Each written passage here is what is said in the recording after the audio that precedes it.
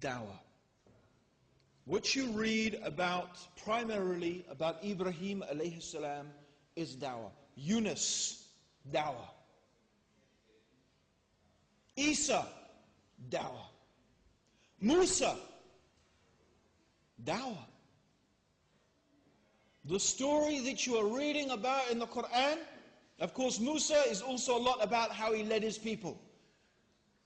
The problems of being a leader. Musa, we hear about that. But still, so much of the story, in fact there's so much about Musa in the Quran, some scholars said the Quran nearly became the book about Musa. But it's a story, so much of it, the story of his dawah. How he goes to Fir'aun, how he brings proofs, how he brings evidences, what he has to deal with as a caller to Allah subhanahu wa ta'ala.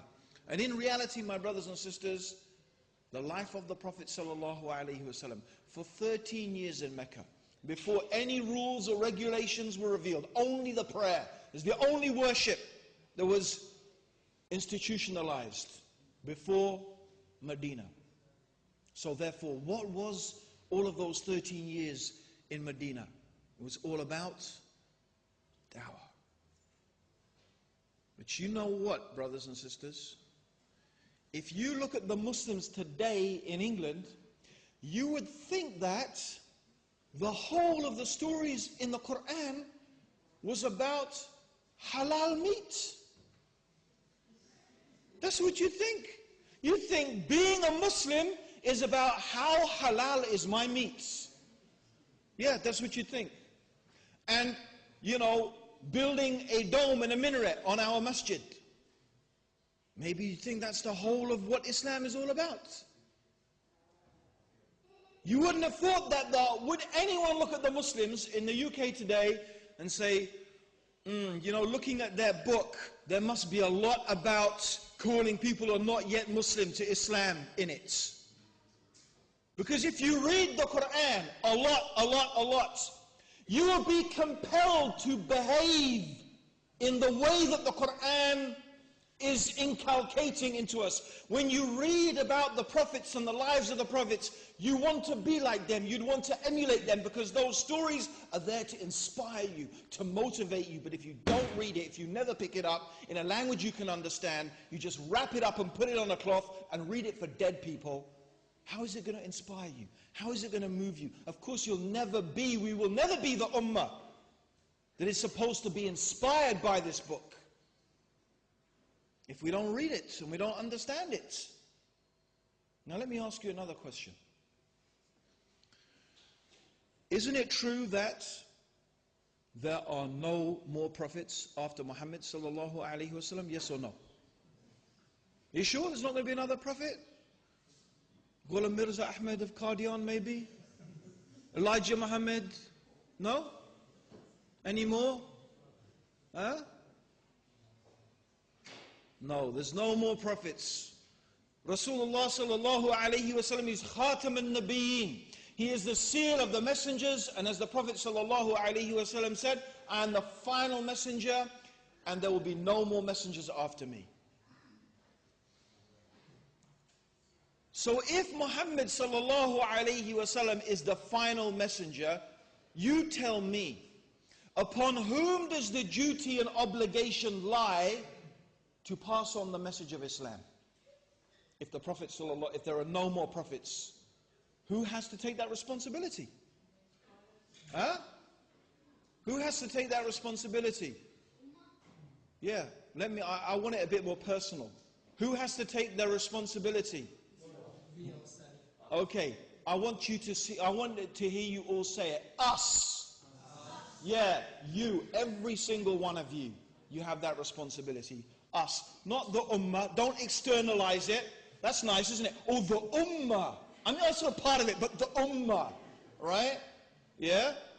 Someone else other than me, yeah? I mean, I'm part of it, but, right? Is that what you mean when you say the ummah? Is that what you mean when you're trying to put it somewhere else? No, it's you, brothers and sisters. No, it's not Abdur Raheem. It's not Hamza Sortis. It's not Zakir Naik. I know you'd love to leave it up to those guys. Yeah, they're doing a good job, mashallah. Really? What? How good a job, really? How many people do you really think are becoming Muslim from watching Peace TV? There's a lot of Muslims, inshallah, being motivated to be better Muslims. But how many non-Muslims do you think sit and watch Peace TV? Huh? No, not many. Come on, guys, it's not many. It's a reality. In reality, the true reality is the people who are responsible for da'wah are you. The people who are responsible for performing and fulfilling the task of the messengers are you. It's us. All of us together, we have to do that. And we have to do it individually and we have to do it collectively. In the Quran, Allah subhanahu wa ta'ala, He said, وَلْتَكُمْ مِنْكُمْ عُمَّةٌ يَدْعُونَ إِلَى الْخَيْرِ وَيَعْمَرُونَ بِالْمَعْرُوفِ وَيَنْحَوْنَ إِلَى الْمُنْكَرِ وَأُولَٰئِكَ هُمُ الْمُفْلِحُونَ. Let there arise from you a group of people.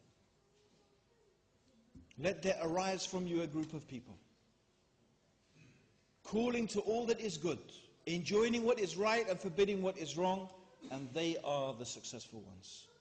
So my brothers and sisters, if we want to be from the successful ones, if we want to fulfill the vision of the Quran, live the spirit of the Quran, fulfill our obligation, and it is an obligation upon us, brothers and sisters, all of us to be callers, individually, and to have amongst us organizations or an organization or organizations who are fulfilling this task in an organized, systemized, and effective manner.